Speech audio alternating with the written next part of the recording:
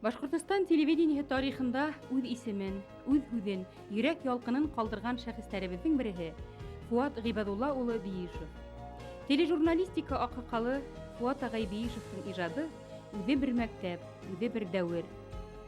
Мин үҙем аны маҡтанып әйтеүҙән түгел, ул һүҙгә талапсаным була торғайным инде үҙемсә. Үҙемсә нисек тә халыҡ теленән файҙаланырға тырыша торғайным.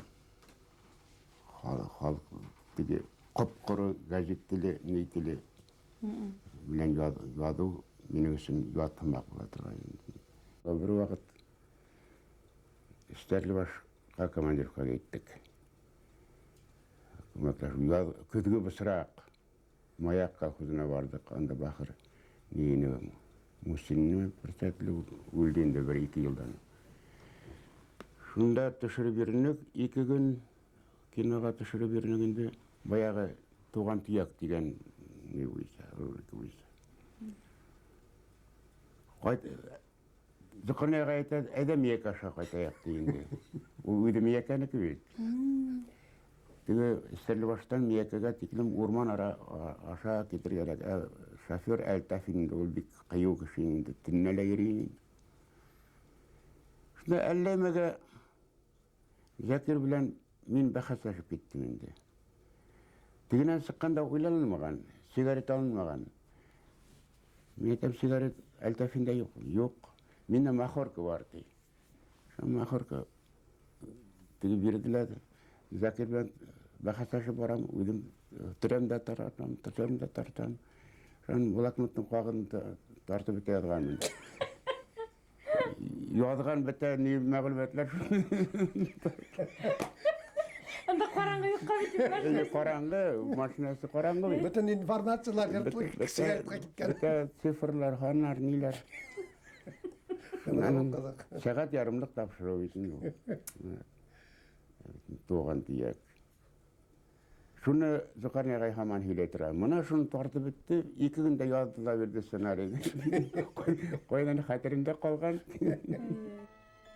Ысынлап та, Фуат Биишевтың телевизион геройҙары ауыл кешеләре. Һәр йортҡа ингән зәңгәрә экрандың халыҡсан, ябай һәм ихлас телдә яңғырауы Башҡортостан телевидениеһының әҙәби-драматик тапшырыуҙарына бәйле ине. Фуат Биишев ойоштырған Туған төйәк, яҙыусы трибунаһы, шиғриәт минуттарында әҙиптәрҙең ялҡынлы һүҙе, фекере замандаштарға даими барып етә торҙо. Илештә йөрөйбеҙ. Илештә яҙ көнө, яҙғы ташҡын. Нәжмиев колхоз председателе, Искраның геройы. Шуның колхозына ебәрҙе теге Әминов, Рахманов. Әминов киткән Рахманов. Беренсә колхозда булдык та, һуңғы шул нигә Нәжмиевҡа. Аның Сөн йылғаһы буйында ғына бит, Сөн йылғаһы Ағиҙелгә ҡойған урында. Унда бейек тауы бар, яланғас тау. Шунда бар, мин һеҙгә сөлдө күрһәтәм. Катерҙа йөрөтәм үҙемдең тип, оның катеры бар колхоздың. Шун барып ҡарап, катерына ултыртып, Сөндән Ағиҙелгә төшөп, кире әйләнеп ҡайтып килгәндә, ярҙан ярға ята Ағиҙел бит. Ярға, мана шулай ғына инде ярға китмәй. Ағиҙел аша едеп сығып бара бер мышы балаһы. Ахыр. Быҙау инде, быҙау. Бәләкәй быҙау. Мен Зөкәрнәгә төшөр шуны, төшөр тип, пленка бөткән бит.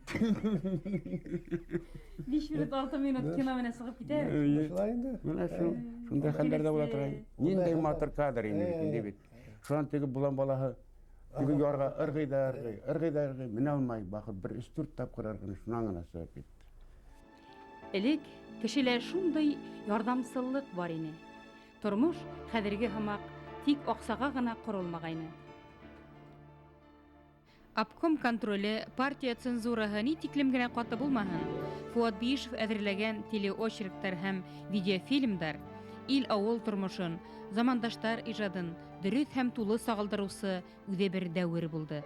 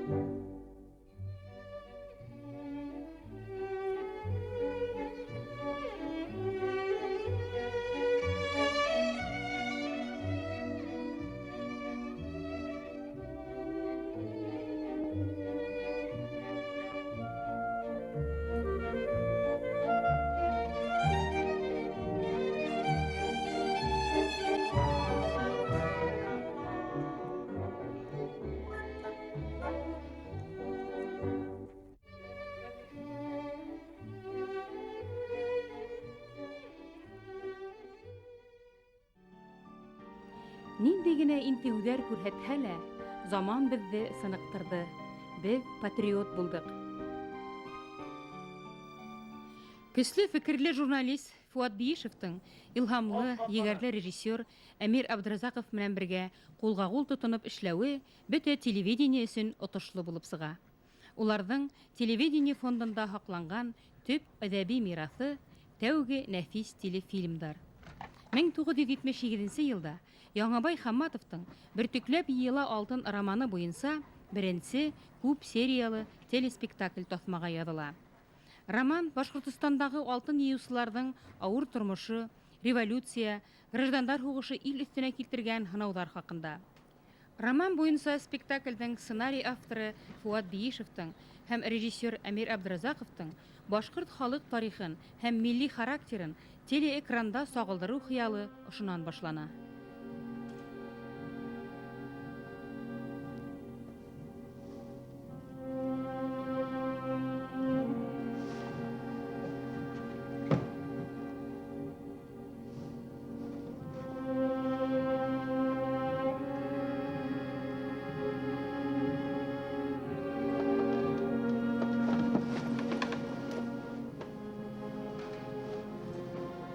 Әллә китмәҫкә булдыңмы? Нигмәтулланың атағы күрде шикелле.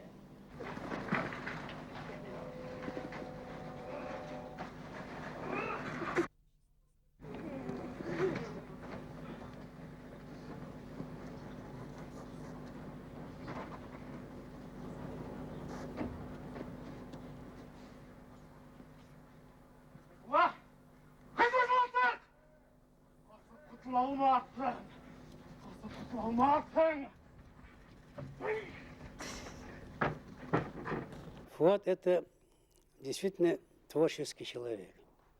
Он, когда делает или пишет сценарий, он, зная наши технические возможности, очень было приятно, он все-таки рассчитывал свой текст, свои слова, свое содержание расчетом на технику.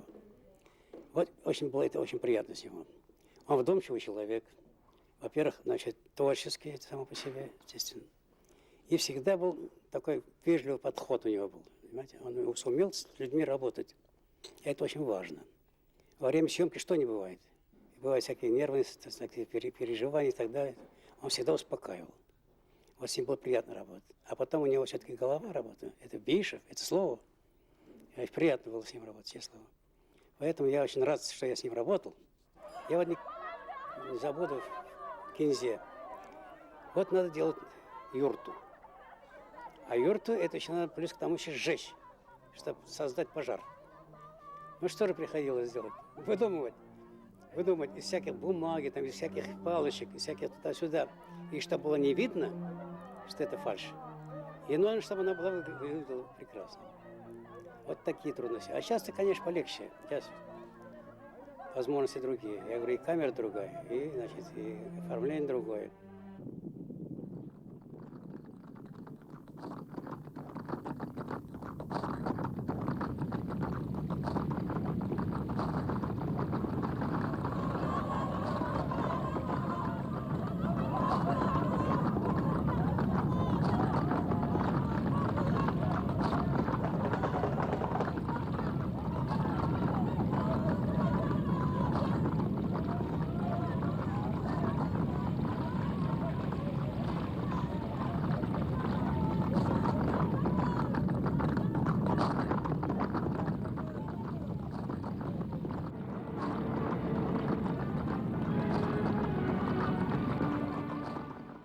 Һиңә, башҡорт ере, кемдәрҙең генә күҙе төшмәгәндә, кемдәр генә һиңә яу сапмаған. Әле килеп, йәнә. Әлде беҙҙең яҙмыш бергә туры килде. Әгәр ҙә Фуат ағай булмаһа, был спектакльдәр сығыр ине микән? Мин башҡа редактор булһа, башҡа рухлы кеше булһа, мин ышанып бөтмәйем, саҡмаҫ инем тип уйлағайным. Фуат ағай менән беҙҙең рухтар шул хәтле туры килде. Уның менән беҙ бындай бер туғандар һымаҡ ятып эшләнек.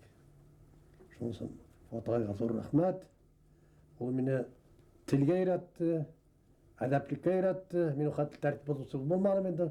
Эш мәсьәләсендә бик конкрет заданиялар бирү, ул бик зур хөрмәт итү кешегә. Эшләү еңел шул Фуат агай белән. Уга фикер ята. Асының Фуат агайда инде бөтен тексты. Мин шул ситуацияларны көчәйтү ягында, вакыйгаларны кысурак ягында, кысыбрак драматический көчәйтүбрәк бирү ягында битендә. Он просто, гигант, как вот знаток, величайший знаток башкирского языка. И как-то он очень быстро постиг вот эту телевизионную форму, телевизионный язык, и телевидение вообще как искусство. И я даже, но ведь он, как мы литературно-драматическая редакция была, мы очень много работали с писателями. Он на башкирском языке, я на русском языке. И очень многие писатели к нему приходили. И я знаю, что у наших писателей Башкирии, Башкортостана, он пользовался огромным авторитетом. Я как-то встретила Шакира Мухьяновича Янбаева, и он мне такие вещи сказал. Знаешь, такого знатока, такого стилиста башкирского языка, каким является Фуат Гебатович, такого у нас нет. И он бы стал крупным писателем, он мог бы стать писателем. Он мог бы писать не только очерки, он мог бы писать повести и романы. Но вот почему-то он это, вот, может быть, какая-то вот у него была какая-то скромность, какая-то огромная требовательность к себе. И потом еще одна черта, может быть, теперь это считается отрицательным, а тогда он не был карьеристом. Он вот у него вот это вот, но, видимо, и я думаю, тут была еще одна причина, потому что, придя в телевидение, он очень полюбил телевидение. И оно стало для него неотъемлемой частью его жизни.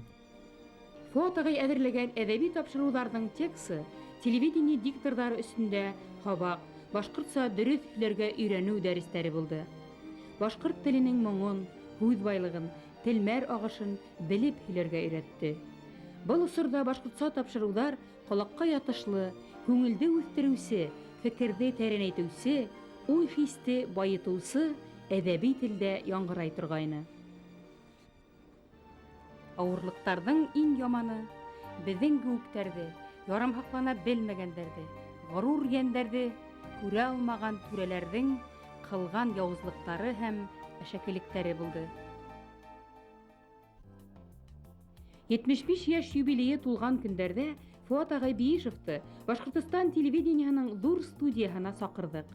Ошо студияла ул яҙған сценарийҙар буйынса тиҫтәләрсә телеспектаклдәр уйналған, йөҙҙәрсә яҙыусылар, шағирҙар һәм төрлө хеҙмәт эйәләре сығыш яһаған.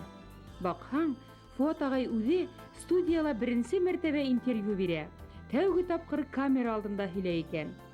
Һәр ваҡыт кадр артында ҡалған автор, мөхәррир һәм журналисты коллегалары, уҡыусылары, операторҙар ололап ҡаршы алды.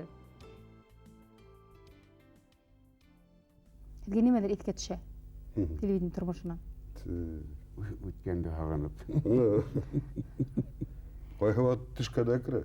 Шулаймы? Телевидение барып ул йәшлек шулай бит. Хәзер бит техника инде. Техника. Матурлап яҙырға кәрәк, матурлап һөйләргә кәрәк. Мәсәлән, телевидениены матурлап һөйләһәләр, радионан, газет, журналдарҙа матурлап яҙһалар. Кеше шунан өйрәнә бит, уҡып өйрәнә, ишетеп өйрәнә. Һүҙлекте һәр кем ҡарап, һүҙлектән өйрәнеп ултыра алмай бит. Ул белмәгән, бик белмәгән урынына һүҙлектән ҡарарға мөмкин. Тел өйрәнәм тип һүҙлек ҡарап ултырып, тел өйрәнеп булмай, шул ишетеп, тыңлап, уҡып. Шуның өсөн яҙған кеше, һөйләгән кеше матур һөйләргә тейеш. Без бер спектакль эшләгәнек, буранлы көннәрдә. Ул эфирға үтмәде. Ә нинди артистлар йыйдым мин анда? Артистлар табыу ҡыйын була торған инде. Артистлар ризалашмай, хаҡ бәләкәй. Назиров. Теге Кашаф. Ул шулай. Ул битмәйтә торған, асулана торған. Сатир юморда уйнай. Шунан етмәһә әле ул башҡа артистҡа йөрөмәгеҙ шул телевидениеға, түләйҙәр тип. Үҙе саҡырһаң үҙе килә. Буран яһау өсөн аэропорттан тегеп самолет моторын алып килделәр. Шуның менән теге буран өрҙөрөп. Студияла. Түгел, яланда. Ул күпме ул буш бирмәйләр бит алар. Я как-то вот как-нибудь с ним делюсь, вот такая горячая, кибучая, а он говорит, пустяк. Вот одно его слово, это вот сейчас многие помнят, пустяк. Он на это не обращал внимания. У него на это не было никогда ни желания, ни времени, ничего. И я еще должна сказать, что, вы знаете, вот, в общем-то, уж много лет прожито, как говорится, и 36 лет отдано на телевидении, я должна сказать, что вот за все эти годы я многих людей встречала благодаря телевидению. И через телевидение очень многие люди прошли. Но я скажу, что это был мужчина номер один, которого я встретила. Мужчина по всем своим признакам, по характеру, по огромной великодушию, я считаю, это очень главная черта настоящего мужчины. Потому как он никогда не был замешан ни в каких сплетнях. Никогда я не слышала о нем, чтобы он о ком-нибудь сказал плохо. Если он даже что-то, кто-то ему не нравился, кто-то, он одно слово, вот это пустяк, и это все решало, это все слово, это одно слово говорило очень о многом. Яшел йорттагыларда әйтәм. Бөтә хужалык тармактарында ла, милли мәдәни өлкәләрдә лә Кремль әмерен генә башкарып, шул тәхеткә ярап, үз абруйларын күтәрү мөһимрәк булды. Журналист, гомумән алганда индивидуалист, ягъни үз стиль калыптары, үз ысулдары менән башкалардан аерылып торырга ынтыла. Теге яки был журналистның укучылары, шәкертләре булуы, уның эш принциптарын, идеяларын, юлын дәвам итүчеләре хакында ишетелгәне юк. Әмма тележурналистика ветераны Фуат агай Биишев үзе артынан укучыларын өйрәтеп калдырган, һәләтле һәм иманлы яшьләрнең талапсан укытучысы булу җаваплылыгын да йөкмәгән шәхес. Бuna мен Фуат агай менән улак эшләмәдем. Илләмәгәр мин аны үземнең остазым дип исәпләйм. Ни өчен дигәндә, ул минең артабанғы эшемдә иң кирәк нәмәгә өйрәтте. Ягъни Фуат агай безгә хүз кадерен белергә өйрәтте. Ул теге игенсе сәсер өчен орлыктың иң һәйбәтләрен, иң сифатларын җыйган һәмак буш хүзләрдә яратманы, урынһыз кулланылган хүзләрдә яратманы. Гомумән ул хүз буткаһын яратманы. Күп һөйләмәне, бер-ике хүз әйтеп куя ине. Илләмәгәр шул сепкә эләктерә ине бит инде. Фуат агай бик һагындыра. Ул әлбәттә үзе сөсөләнгәнде яратмай ине. Мин бuna сөсөләнмәенсә әйтәм, Фуат агай, мин һезне бик яратам. Һезгә күңел тыныслыгы, һаулык теләйем. Зур рәхмәт һезгә. Безнең студияла хәтерләвемчә, телевидениела милли кадрдар бик аз ине. Бармак менән генә һанарлык. Фуат агай шугала безгә ул йөзек кашыгымак булды шикелле. Бuna килгән яшь кешеләр дә без беренче булып уга ынтылдык. Шулайрак менә искә төшә шул елдар. Бик күп елдар элек булса да. Шулай да уга теге ябай кеше эргәһенә кергән һымак кирип, ябай кеше менән һөйләшкән һымак һөйләшеп булмайны. Ни өчен дигәндә, ул уның ябай булмаганлыгына түгел, нисектер уның абруе зур ине. Хүзләрде бер хәзинә итеп карый торган бит. Ул ябай хүзләр итеп карамайны. Уга ябай һөйләм төзелеше генә түгел, минеңчә теге йөкмәткә нинди хүзләр аша бирелгән тиш. Ул шундай матур иттереп, төзәттереп, килтереп сыгара торган, аптырап карап торганда, кара әле, ошоны нәмәшә мин белмәдем икән дип куя торган бит инде. Шайтырып мин шуны аңланым инде. Безнең арала менә ошо хүзде иң аңлаган кеше ул булган икән. Менә ничә елдар эшләү дәврендә мин уның хымакта җитди караган хүзгә, хүз байлыгына кешене күрмәнем дигән дә була. Фуат агай Биишевтың хаклы ялда дәвам иткән эшмәкәрлеге тәрҗемә эше, ягъни башкорт теленең бөтен нескәлектәрен белеп эш итү, уның төрле өлкәлә терминнарын булдыруда үз өлешен индерү, тәҗрибәһе менән уртаклашу. Ватандаш, Агыйдел журналларында фән һәм икътисад, сәнгать һәм әдәбият белеме буенча мәкаләләрдә рустаннан башкортчага аудару. Арслан Мөбәрәков тураһындагы истәлектәр китабын әзерләү. Башкортстан энциклопедияһында ла берничә ел гыйльми мөхәррир булып эшләне. Уның төпле фикерҙәре, төҙәтмәләре, белеме Башҡортостан энциклопедияһына ла ҡушылды. Шул уҡ ваҡытта әҙәби эштә бик танһыҡ. Тележурналистың тынғыһыҙ, осо башы күренмәгән тормошо, һис ваҡыт ҡалдырмаған эштәр ниһайәт күҙгә күренде. Үҙенең атаһының, Зәйнәб Биишева трилогияһы геройы Иштуғандың, ә ысынында уҡытыусы мәғрифәтсе Ғибаҙулла Биишевтың көндәлектәренән хасил булған ғүмер ярсыҡтары хәтирәләрен барлап, Ағиҙел журналында баҫтырҙы. Үткән йыл үҙенең дә донъяуи иҫтәлектәрен уҡыныҡ. Был яҙмалар Фуат ағай Биишевтың яҙыусы, романдар авторы булырҙай әҙип икәнен дә күрһәтте. Тормошоғоҙҙо телевидение журналистикаһы арналығыҙ. Шул ваҡытта бына шуның нисектер үҙегеҙгә оҙаҡтан үкенесле булып ҡайтҡан ере юҡмы? Һеҙ ҙурыраҡ әйберҙәр яҙырға тейеш инегеҙ һымаҡ түгелме? Юҡ.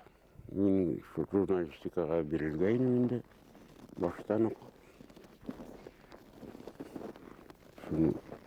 Ҡәнәғәтмен шуға. Яҙыусы булам тип көсәнергә теләмәнем. Һеҙгә көсәнергә тура килерме ни? Кем белә инде, журналист бит тынғы белмәй. Арый ул шуны яҙып, шул журналистикаға эшләп арый. Ҡасан роман белән илеп уйышмай ултыраһың. Берҙән. Икенсенән, икенсе яҡлары ла бар. Булды инде ул минең тормошта. Яҙып ҡараным мин, яҙып күрһәтеп тә ҡараным. Аның сәбәпләрен үҙең беләһең инде. Ҡараш. Ә ниңә шулай ҡарашлар булды ул? Хәтлем, һеҙ ҡаршы торырлыҡ ул ваҡытта ҡаршы барманығыҙ. Икенсе юлда һайлап, икенсе юлдан, урау юлдан баһала киттегеҙ мәҡсатҡа. Ҡаршылыҡлар инде ул килеп тыуҙы ул 56-нсы йылда. 55-нсе йыл. 56-нсы йылда. Шул, мин аны беренсе тапҡыр яҙғайным да булғайным. Рәби Ғарипов, Зөфәр Ғабсалов дигәнде белмәйем, үлеп ҡалды ул. Беләм ишеткәнде. Шулай бер ваҡыт хат яҙғандар инде. Шелепинға. Сәйфи Ғыдаштың кемлеге хаҡында.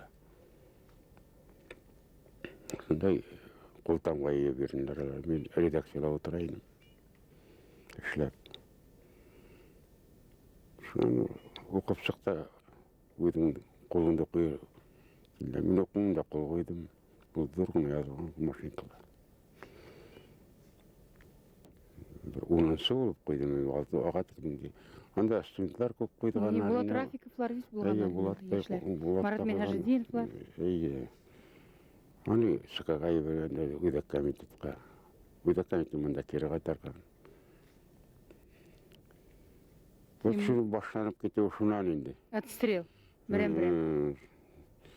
Анда байтаҡлар шулай ниттеме? Милләтсе тигән мөһөр алды. Күпләре барып баш иделәр, сайранып алындылар. Ҡотолоп ҡалдылар. Аларға әллә ни булманы. Яңылышҡанмын, мәсәлән, тегеләй ҙә булай. Мине саҡырманы ул сайранып. Менә саҡырыуҙан мәғәнә сыҡмаҫ дигәндәр инде. Ишмә китте инде. Боронғо башҡорт ихтилалсыһының маңлайына вор тип тимер ҡыҙҙырып баҫҡан һымаҡ, милләтсе мөһөрө баҫылған суҡмар баш осонда гел уйнап торҙо. Я сказала, что я очень уважаю его как литератора. Я уважаю как человека. Я еще хочу сказать, я очень его люблю. Очень люблю. Это замечательный человек. Я вот из тех встречных мне в жизни, по работе, по каким-то личным таким, вот для меня он самый большой человек. И я с удовольствием, вот, Сарваж, спасибо, что вы ко мне обратились. Я хочу сейчас, вот он, наверное, смотреть будет. Я еще удивляюсь, как вы его затащили вообще в передачу, потому что он скромнейший человек, он бы сказал, пустяк, не надо. Но если он уже согласился, я очень рада. И я хочу вот от имени многих моих коллег, которые с ними работали, которые его помнят, я хочу дорогого Фуата Гибадовича поздравить с его замечательным юбилеем. И прежде всего, я знаю, что он и сейчас на всякую просьбу откликается и пишет сейчас и пожелать ему самое главное здоровья. Самое главное здоровье. И, конечно, я очень хотела бы, чтобы видеть его на странице газет и журналов, его замечательные произведения, которые, я думаю, он еще создаст. Сынап та бына уның мәктәбе булган. Ул бар, нисен дигәндә уның әле журналистлары белән шәкертләре без бит инде, Аллага шөкер. Рәхмәтлемен мин уга. Минем менә ошында бүгенгә тиклем эшләвем, үдемдең нисектер үсүем үдемдең күз алдымда дип әйтәм инде. Бу агай һеҙҙең дә өлөшөгөҙ дип уйлайм инде. Мин һеҙҙе менә ошо байрамығыҙ менән ҡотлайым. Хәҙер ғүмерегеҙҙең үре. Бына шайтып элеккесә мин уйлайм инде, хәҙер дә күптәр өсөн үрнәк булып торағыҙҙыр дип. Без үҙебеҙ инде менә ошо заманда килгән йәш буын, мин уйлайм инде. Һеҙ биргән ҡанаттар менән осоп барабыҙ. Рәхмәт. Беҙҙең быуын да ҡартайҙы инде. Ныҡ үҫешкән социализмды ла күрҙе был баш. Аллы-гөлле коммунизмды ла күрҙе был баш. Инде ҡырағай капитализмды ла күрә был баш. Тейер микән ул? Башҡортостандың халыҡ яҙыусыһы Зәйнәб Биишеваның «Яҡтыға» трилогияһы башҡорт теле һәм әҙәбиәтенә ниндәй өлөш индерһә, Фуат ағай Биишевтың журналистик эшмәкәрлеге лә быуын-быуын йәштәрҙе һәм замандаштарҙы туған тел хазинаһына, тыуған халыҡ тарихына, сәнғәтенә, матур кешеләренә, яҡты киләсәгенә әйҙәп тороусы ижад. Туған халҡың һәм илең өсөн көндәлек төплө хеҙмәткә өйрәтеүсе ижад. Зәңгәр экран аша Фуат ағай Биишевтың уй-хыялдары, кешегә әйтер һүҙе халҡына барып китеп торҙо. Замананың был бөйөк мөмкинселеген намыҫ менән башҡарыусы әҙип ул, атаҡлы журналист Фуат ағай Биишев. Биишевтарҙың аҫыл затының ҡотон арттырыусы, аманатлы антына тоғро ҡалыусы остаз һәм ил ағаһы. Башҡорт халҡының тарихи хәтерен, тел байлығын, рухын һаҡлаусы һәм яҡлаусы улдары һәм ҡыҙҙары араһында Биишевтар нәҫеленә бигерәк тә ҙур ныҡышмалылыҡ, һынмаҫ ихтыяр көсө бирелгән. Ошо юлда маҡсатҡа ынтылыу өсөн баш баҫып, теш ҡыҫып эшләү, өмөт менән йәшәү хас уларға. Бейеш тоҡомо башҡорт халҡының азатлыҡ көрәшендә гел алғы сафта.